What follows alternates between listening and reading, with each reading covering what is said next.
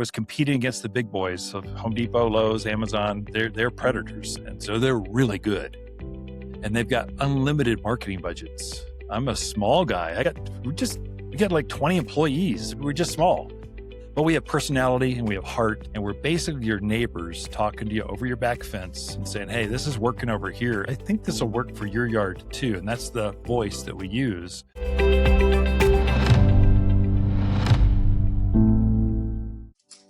Hello, this is Mitch Tarr. I'm the CEO and founder of Zin Marketing Inc. And today I am talking to Ken Lain, second generation CEO of Waters Garden Center in Prescott, Arizona. This is a great interview. You're going to love this. This is one of the best implementations of a content strategy I've seen in quite some time. So pay special attention to the way he talks about what information he creates for his customers and how he distributes them and how he gets that work done. It's a tremendous example, the way to do things properly.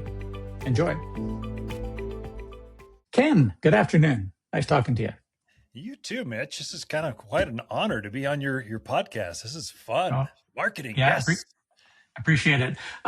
So let's just start from the beginning to give us some context. Tell us about your business, sort of, and a little bit about the history to where you started from. So Waters Garden Center, we're a family business. We sell plants, so flowers, petunias, tomatoes, trees, shrubs, manure. I'm one of the few guys that sells manure for a living. So, and the spring season is here. And so we are going up against head-to-head retail shop. We don't have landscape. We're not growing. It's just retail. And my main competitors are Home Depot and Lowe's and Amazon. And so, but they can't have the personality, the backyard neighbor helping you get it done right. So we have this garden advice that we give you to help you make sure you're planting that tomato or that tree correctly and it thrives for years to come. And so we do that through radio, through email marketing. We've got 30 to 35,000, I think, customers going through the store this spring. And so we've got a captured audience. They want to join the garden club and get to know more insider tips. And so we capture that. We're using Shopify to capture, show off products in the store and then also online. So that's kind of in a nutshell. So I'm second generation owner. Our company has been around for 64 years. And my daughter's coming up she's the third generation. She's taking it now. So that's my exit strategy at this point. Oh, that's very cool. Well, you just opened up a whole raft of questions. I almost don't know where to begin. Let's talk about your customers first. Sure. Do they fall into different categories? Like, how have you sort of lumped them together in different groupings? Prescott, Arizona. Arizona's people migrate to here. So it's a Sun Belt. It's a pleasant place to be. It's warm. And so we get a lot of Californians coming over. We get lots of Midwestern cold country coming down. Alaskans come here. They summer here. So they're coming from all over. And it is difficult to garden at a mile high up in the air. So Arizona, you're thinking saguaros and cacti and desert. Nope, it's pine trees and junipers and cypress and cedars. And we're a mile up we're more like Denver than we are like Phoenix, yet we're just 90 miles away. So you go up elevation. So it can be difficult to garden here. And so we're here to help you kind of make less mistakes. So you learn gardening by killing some things, but the goal is not to go backwards, always learn going forwards, always going forwards. So we give you that advice that way. So what area do you cover geographically? We are right in the heart of the state. So Sedona is some of our customers, the Grand Canyon, Prescott Valley, all the way out, guys, just before you drop down the hill towards Black Canyon City, and that's Phoenix now all of a sudden. So we have a pretty broad pull. I would say at least 50 to 70 miles away, they'll come to shop at our garden center. And that's where this great content, garden advice, really pulls them in. If you can let something be blooming for a couple of weeks, like the purple leaf plums just started blooming, let it bloom for a week or two and then go, hey, you've seen it blooming. You wanted to know what it is. Let me tell you, here it is. Oh, and by the way, they're for sale. Come on over and pick some up. So it seems to work. Yeah. And do you cover like New Mexico or Nevada or nearby No. states? What's interesting is there's small companies finally have the advantages that big companies have had for many years. We can now with Shopify, we can overlay a online store on top of our physical store, and now we can start partnering with vendors to direct ship. So I've not sold bulbs, tulips, daffodils, crocus, hyacinth, all these spring blooming bulbs. I haven't sold those in 20 years. It's a total commodity. Every store has them. You've got them at every grocery store. It's just they're ugly. They're things you put in the ground now to maybe come up in the spring. It just didn't fit. And so we'd rather have the plant in full bloom here in spring, not sell the bulbs. Well, partnering with a bulb company out of Michigan, we put it through our customer base. We said, "Hey, I got a buddy who's got fresh bulbs. If you want, he'll directly ship them right from the gardens to your store to your door. It ships nationwide for $7.95." We had 144 customers last fall. I've not sold bulbs in 20 years, yet that was an increase, and I never touched the inventory. I just simply helped others sell their inventory to my customers, and they're fresher, better, stronger. As an extra couple days of sales at the shop just by promoting this online. Really worked out Yeah. well. So that seems to me to just be a little bit unique in business, actually. It's because it is a customer orientation versus a product orientation. You're looking at the world through your geographic concentration, the people that are there, as opposed to the products. You rationalize the products and Yeah. build out from there. Yeah. We actually have, if you look at watersgardencenter.com, shop is right there. So our product is shown off in store. We've got two graphics. One's for in store, one's for online. And so we've built out some partnerships for online, and we don't touch that inventory. So trees, shrubs, grape plants, house plants can be directly shipped to your door, and I don't touch that. It's coming from the farm or from the warehouse. And then on the other side, this is stuff you can buy and pick up right today. It's here. It's live. You can buy it right then, or just come over and pick it up because it's live inventory. So we've had to break it out in two different voices, two different ways we're connecting with people. It's Yeah. funny that out of those bulbs that we sold, half of them were locals. The other half were from all over the country. It was wild. So that's Yeah. I'd never seen that coming. So it seems to me that in your business, you would have an outrageously high customer reorder rate or lifetime value rate. Very Is much, that true? very much, yeah, very much. So, and so then what sort of things do you do to sort of encourage that, to make sure that that number is high and stays high? Yeah. So this is our metric or our marketing flow. So I'm a garden writer. So my garden column is published each week in the local newspapers. All the newspapers, digital and physical, pick it up. And it's good stuff. It's not just Google regurgitated stuff. It's like real. This is what's blooming. This is how you plant a rose bush. This is how you want to fertilize. It's right for this area. That is now the outline for the radio show, which is an hour long, 6 segments, 10 minutes each. And so it fills up an lot. That broadcasts over 8 terrestrial towers, traditional radio. And then those segments are now broken up into our podcast, which is daily. So we got 6 of them, and we stitch them all together. So it's thought through, it's methodical, the content flow that we send out.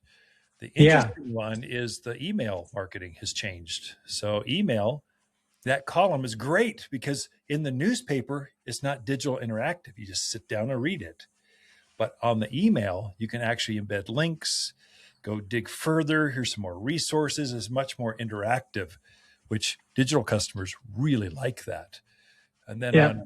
we've got 3 emails we have going out a week. One is Saturdays, the full column. One is Monday, a featured plant. So it might be bulbs, could be a house plant, could be you just saw this come in. Here it is. It's kind of sales pitchy. The Saturday one is completely not, it's just here's how to plant a tree. Here's how to stuff. And then the new one for us is we started this spring, everything's video anymore. So we've got a great following on Facebook, TikTok, Instagram. YouTube's got over 1 million downloads. We have a featured Thursday, just video, no words. Just see what you missed via video for those folks that don't want to read, but they want to see and look at it that way. And that seems to be trending really well for us. Yeah, I got to say that's one of the best content strategies I've seen in quite some time. How did you come to it? Like, how did that evolve in your world?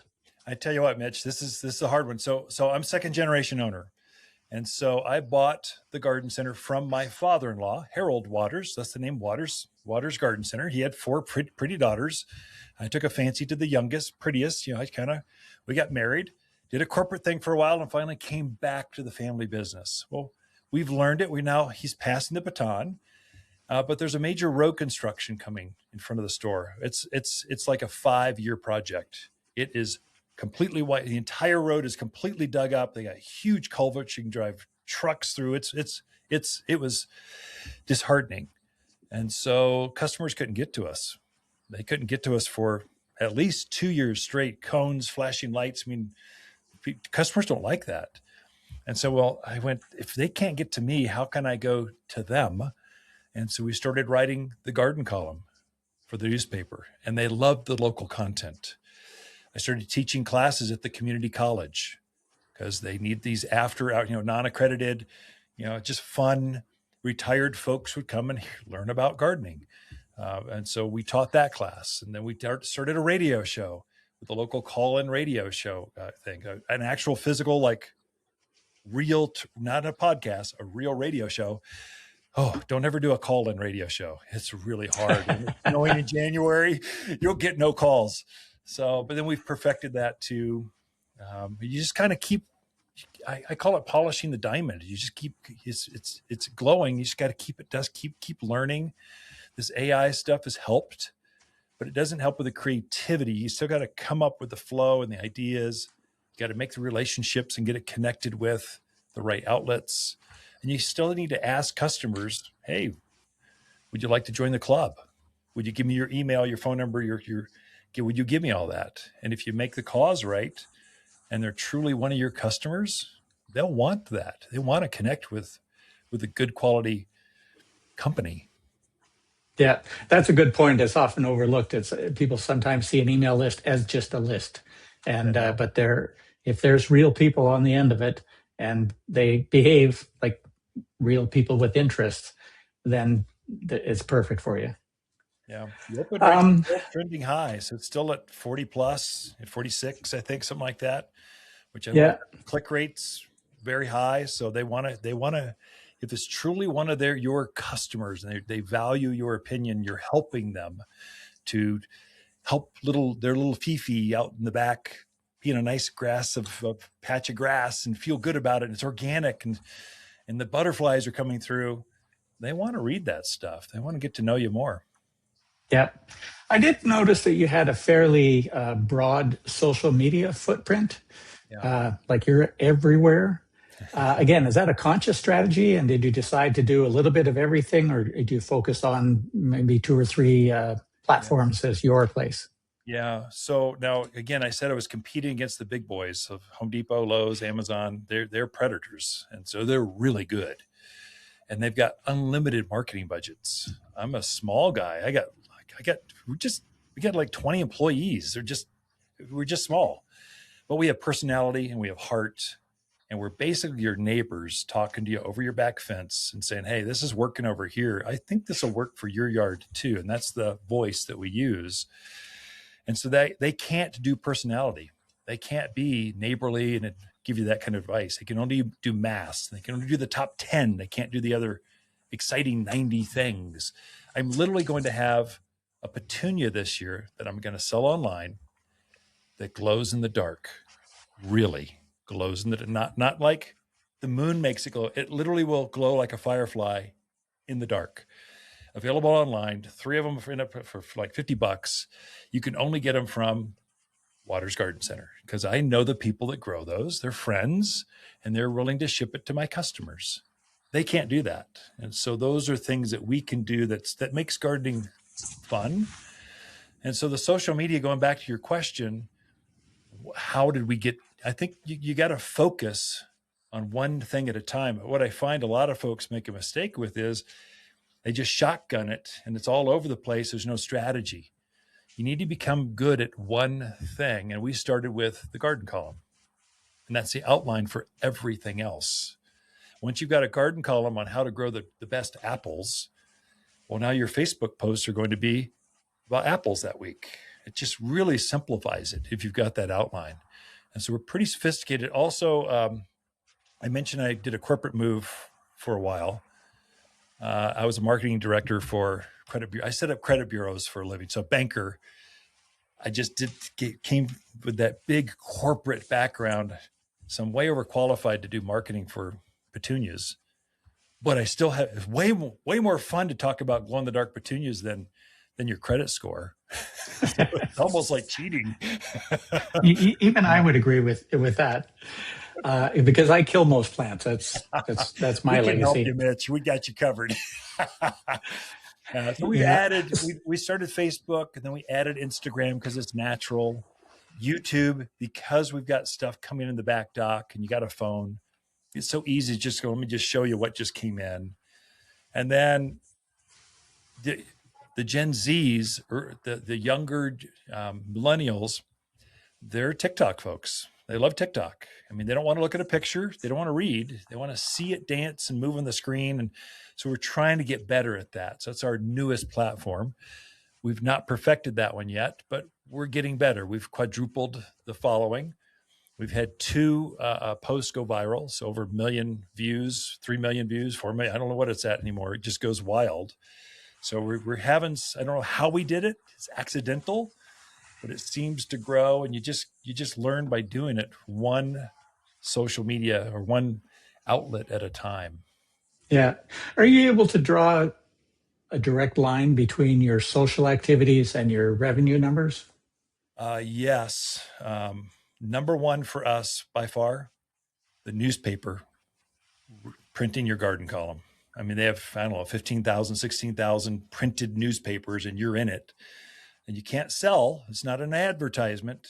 We've got ads too, but this is how to do, here's how to grow hellebores, which are in bloom right now, which is Linton Rose. So it's a winter blooming flower. That's interesting.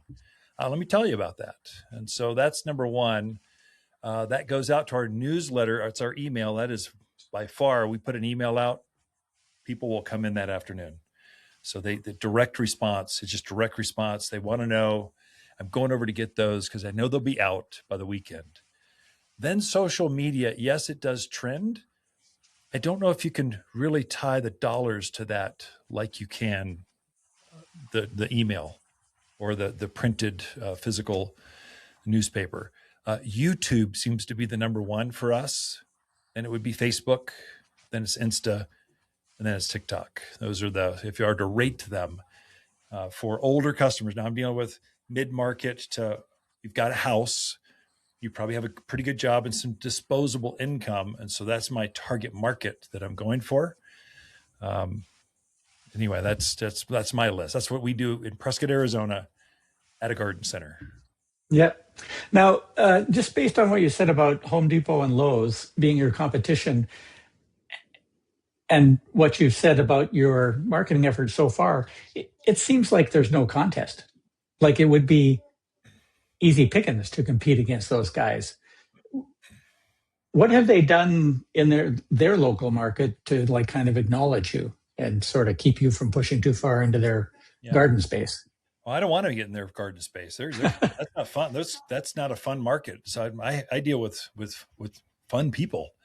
And so literally what will happen is I'll mention, let's say we make some of our own products. So we make our own fertilizer, our own soils. I go, hey, when you plant this new rose bush, make sure you use Waters Rose Food.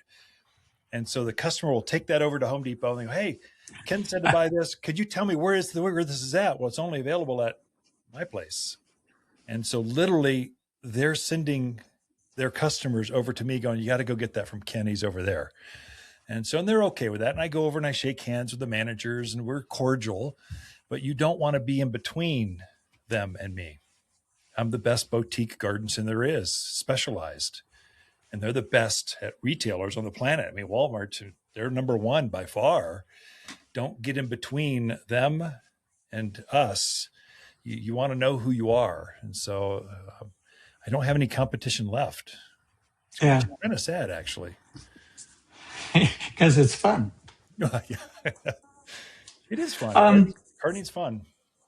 So in your business, are you affected by supply chain and tariffs in any way and all that fun stuff? Yeah, we are. I mean, the Ukrainian wars really got us. That was 4 years ago or whenever it was, because a lot of the minerals, fertilizer supplements come from there. So we saw like potash skyrocket, that kind of things that make plants grow. We did see that. Plastic containers, the growers' pots, the black ones, that's from China. So it came over. It's a small ingredient. Peat moss from Canada. It looks like that's settled back down, but that's a major ingredient to soils. So there's some of that. Quite honestly, the specialty, like the glow in the dark petunia, the firefly petunia, that's grown locally. There's some genetics to it, but it's a patented thing. So it's the patent is getting the costs, affecting that more than, let's say, tariffs are.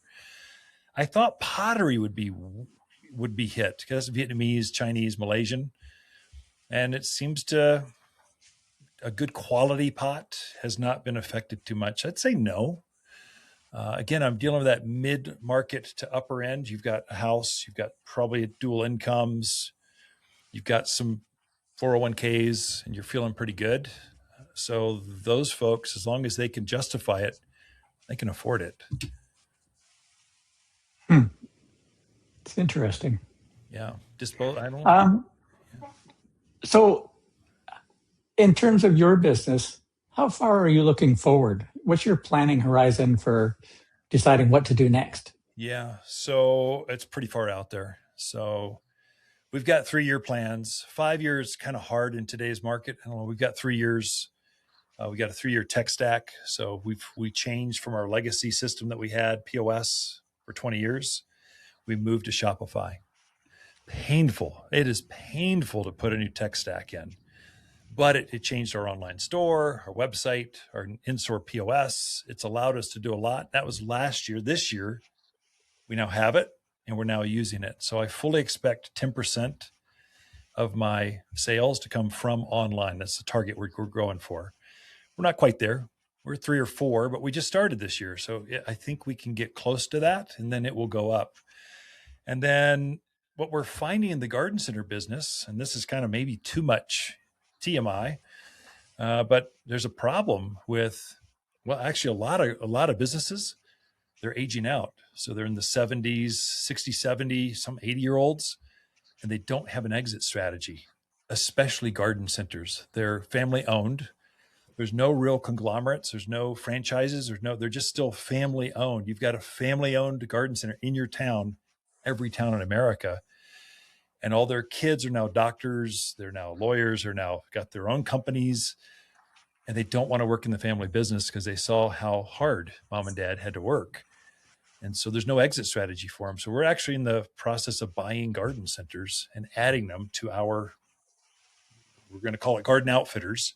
So where we can help them with their marketing, we can help them get more reach. We can help them with their employee HR. We can help them with all this, the tech stack. We can help them with all that because we've got that figured out here. You simply need to implement it there. So we're looking to expand in Arizona, Texas, and Tennessee right now. We're actively looking. So anyway, that's kind of a big deal. It's a big deal. I'm gonna be able to say, yeah, I knew Ken back when. Mitch, I'll buy you. We'll go out afterwards. Yeah, no, of all the interviews I've done, you've got kind of a sensibility, a common sense, a logical approach to a lot of these areas that are complicated for people, like tech stack. They're like, we've got 12 software packages. We're trying to stitch them together and make it work. You said Shopify, point of sale, that's most of what you need in one place. And you spent the time to learn it and develop it properly. And then you spent the time to, build on it, get good at it. And that's just that concept of first we convert it, then we grow it or learn it. Like some people are just, it's Friday. Now I want to be Monday. I want to be skilled. Yeah, it's not. Well, technology is changing so fast. I mean, this whole AI thing we've been using AI for 5 years now.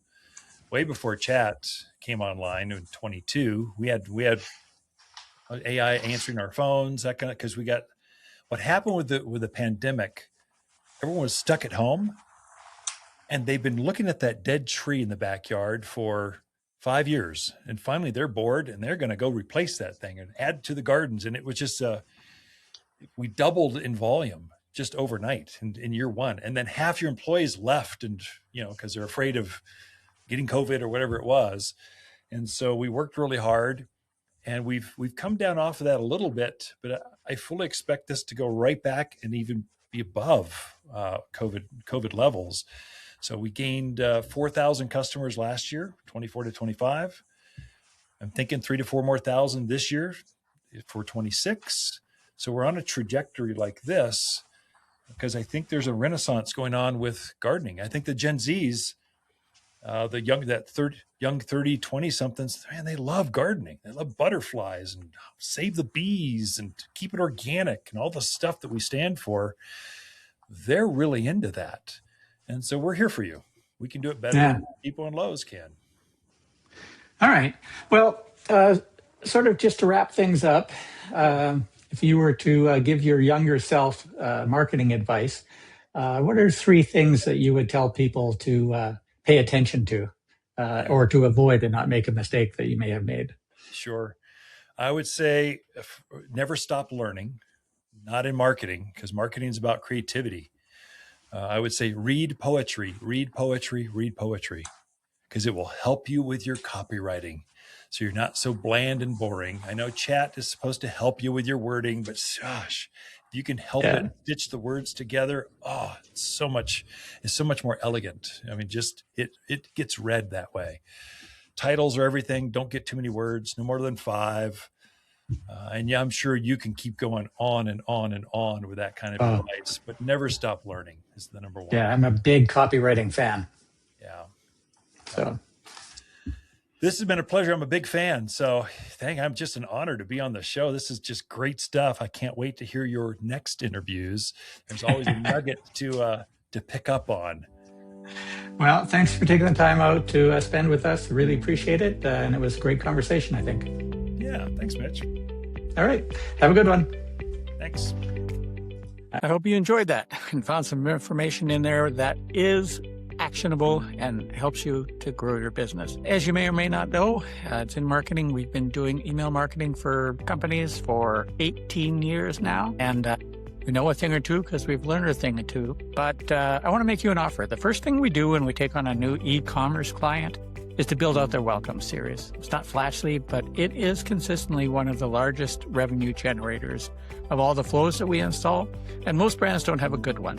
So if you feel like you might not have a good one, I want to give you a head start. Send me your site. Just send me an email to mitch@zinmarketing.com. And I'm about a custom welcome series flow for your brand. The flow, the angles, all the copy that you use. Basically enough material to basically make it live.